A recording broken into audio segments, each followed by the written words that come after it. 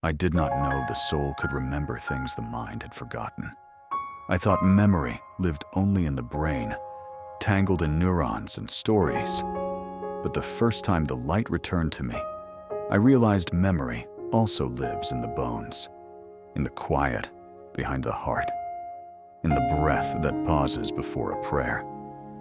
It came to me the way forgotten childhood comes back, sudden, fragile, undeniable.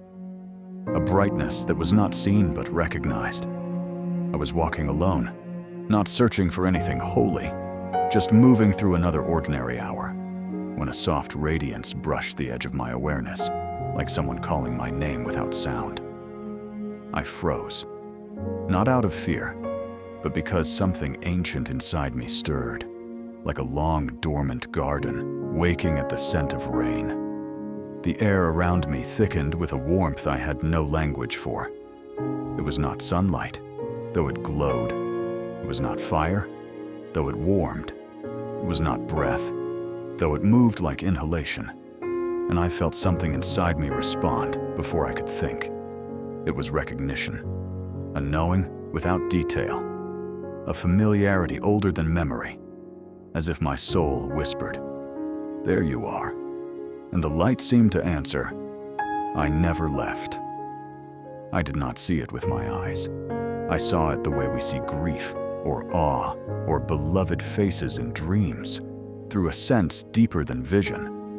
It appeared like a faint shimmer in the air, a slight trembling in the space around me, the way heat rises from sand at midday, bending the world, but not breaking it. Yet the effect on me was immediate. Every worry I carried loosened its grip. The heaviness in my chest lifted like fog warmed by dawn. Even the noise of the world faded, as if the moment opened a small doorway between time and eternity. I reached toward it, not with my hand, but with attention. And the more I attended, the brighter it became, though still it cast no shadows. Shadows belonged to earthly light. This was different. Light that illuminated from within, not from without. Light that did not reveal objects, but revealed me.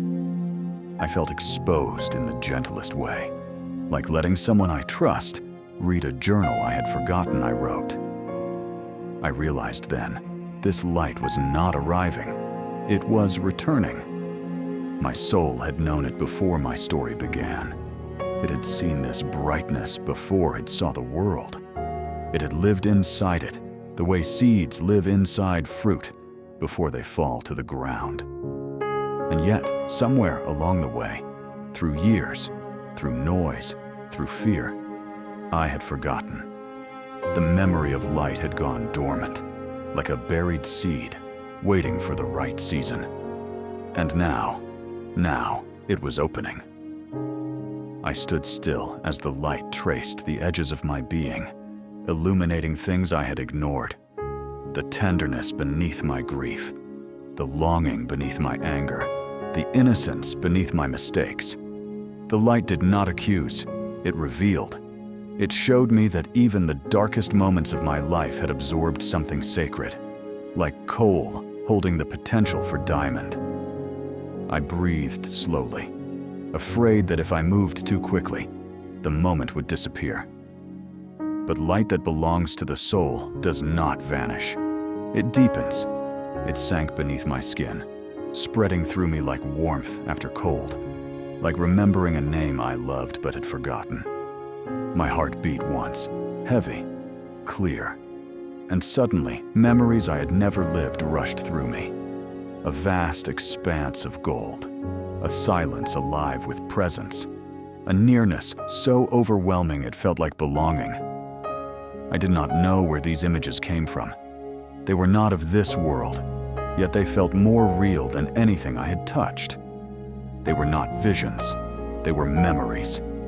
Memories of the soul before it entered time. Memories of a light that cradled me before breath filled my lungs. Memories of God not as a stranger, but as the first familiarity. Tears formed without pain. It felt like returning home after a long exile I didn't know I was living. And the light, gentle, patient, seemed to whisper through my whole being. You were born from me. You will return to me, and I am with you even now.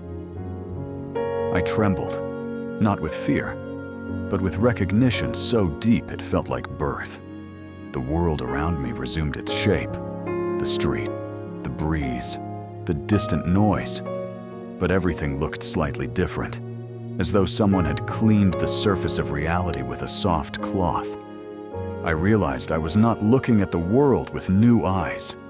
I was remembering how to see. And beneath that seeing, beneath everything, one truth pulsed quietly like a heartbeat from eternity. The soul never forgets the light. It only forgets that it remembers. The days that followed were not normal, though everything outwardly stayed the same. The same streets, the same faces, the same routines. But beneath the surface of it all, the memory of light kept flickering, an afterimage that refused to fade. Sometimes, it came like a sudden warmth in the center of my chest, when nothing in particular was happening. Sometimes, it arrived as a stillness in the middle of noise, a pause that felt full rather than empty. And sometimes, it surfaced in my dreams, where I walked through landscapes that were less places and more brightness given form.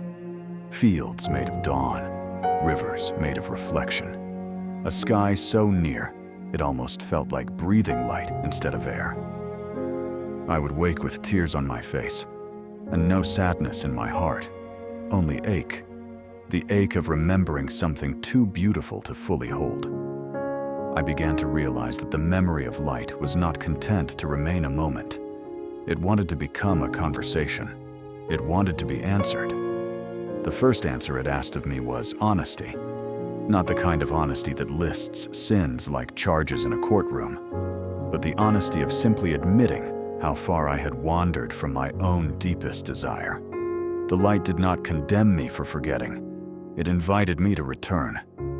It did this not through thunder, but through gentle dissonance.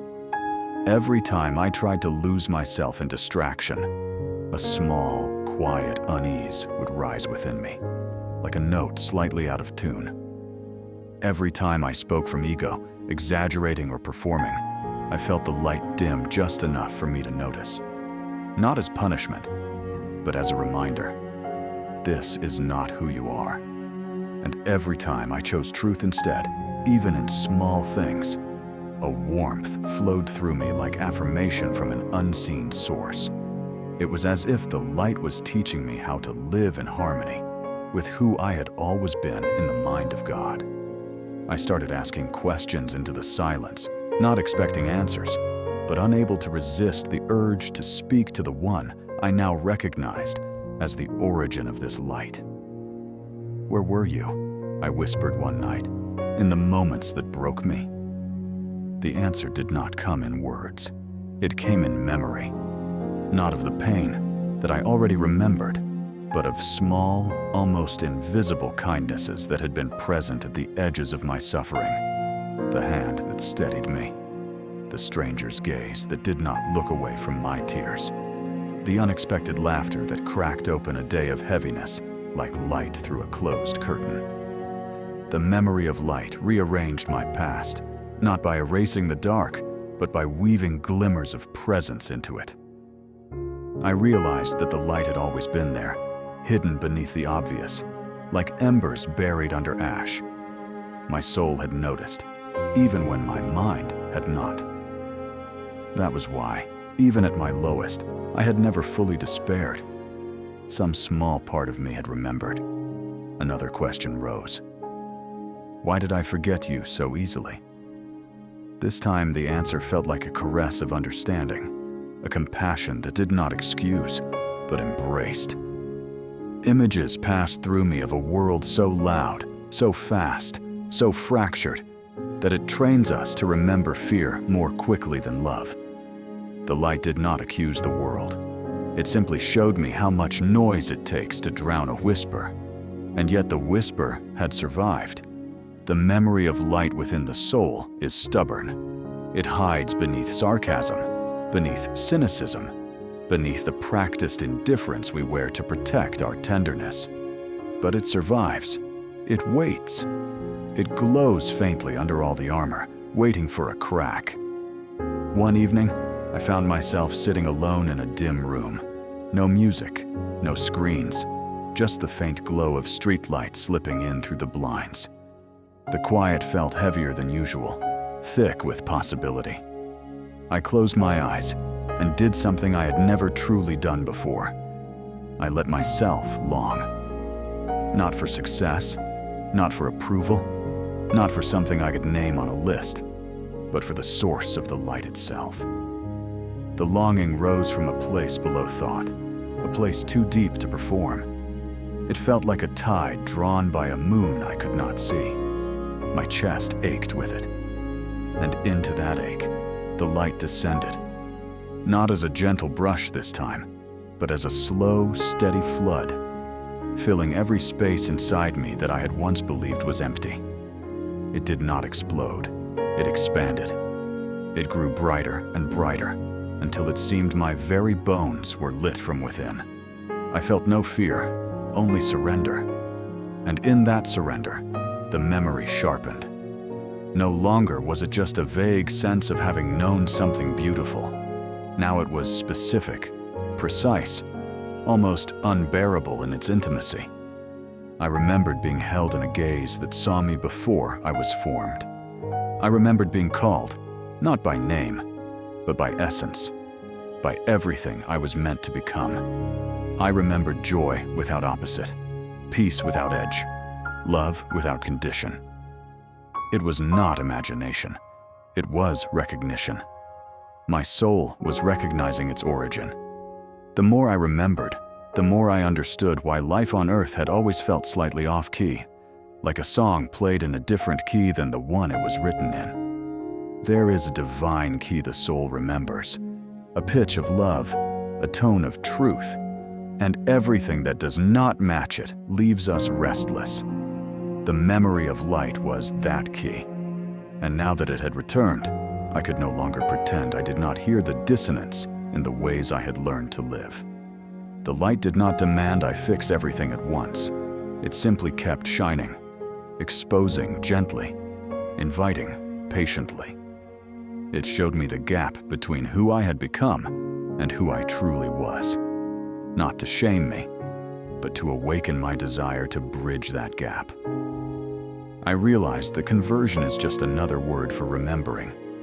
Returning is just another name for letting the memory of light guide us home. As the intensity softened, the light did something that surprised me.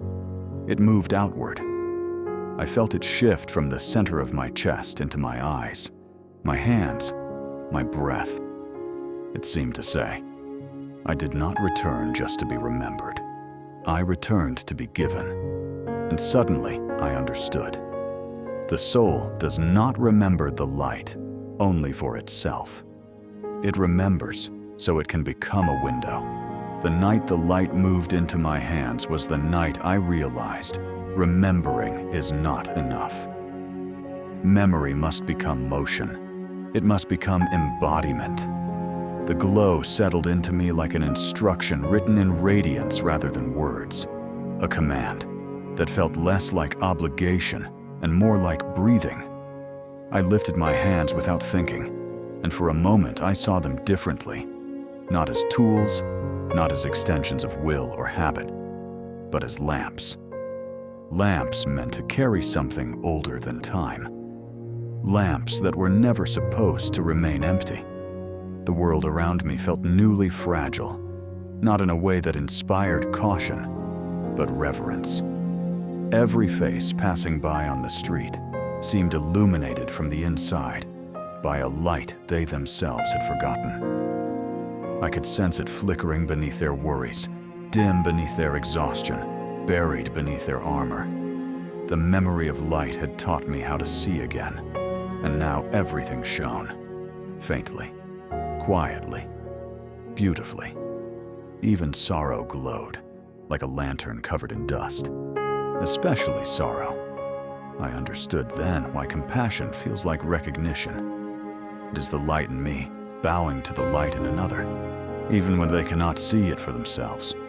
I walked for hours that night, letting the city breathe around me, until I reached a quiet stretch of river where the water reflected the street lamps in trembling streaks.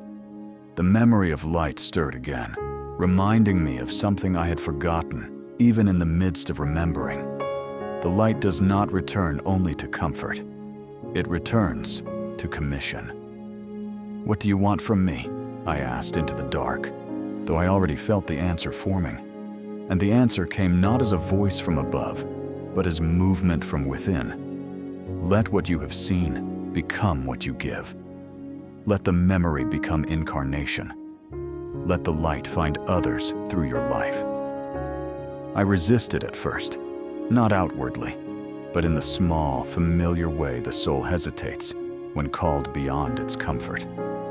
I thought of my inadequacy, my inconsistency, my fragile attempts at goodness. But the light did not retreat. It deepened, as though amused by my self-doubt. The memory of what I had seen, the vastness, the origin, the gaze of God, rose up in me and made my excuses feel paper-thin. I realized that the invitation was not to perfection, but to transparency. Windows do not generate light. They allow it. And I was being asked to become a window. The next days unfolded differently. I found myself drawn to moments I used to overlook, to the sigh of someone sitting alone, to the tension in a friend's voice, to the small sadness hiding in the posture of a stranger. I felt the light lean forward in me, urging me not to fix, not to preach, but simply to be present. Presence, I learned, is the memory of light made visible. It is the soul remembering out loud. And when I was present in that way, something extraordinary happened. People softened. Not dramatically, not immediately, but unmistakably. A guarded expression relaxed. A rushed tone slowed. An invisible weight loosened. I understood then that light does not always arrive as revelation. Sometimes it arrives as relief. And sometimes the smallest glance of kindness becomes a doorway back to God. The memory of light changed the way I spoke. Words that once rushed now waited. Truths that once sounded sharp now sounded gentle. I discovered that when you speak from the memory of light, your voice carries a warmth that others recognize without knowing why. It is the tone of someone who has seen something eternal and returned with softness rather than superiority. But the greatest change happened inside the darker parts of me, the parts that still struggled with comparison, jealousy, fear. The memory of light did not eliminate these shadows. It taught me how to hold them. When envy rose, the light whispered, "You already belong." When fear tightened its grip, the light murmured, "You are still held." When failure stung, the light said, "This is not the end of your story." Each time, the memory of light bent my inner world back toward truth, the way gravity draws a wavering flame upright. And slowly, the shadows stopped being threats. They became places where the light could land. One evening, in a moment of unusual quiet, I realized something had shifted permanently. I no longer feared forgetting again. Not because I trusted my strength, but because I now knew where the memory lived, not in effort, but in essence. Not in discipline, but in identity.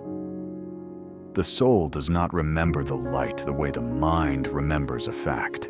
The soul remembers the light the way the body remembers its mother's voice, deeply, distinctively, irrevocably. I sat with that realization until tears formed, slow, warm, grateful.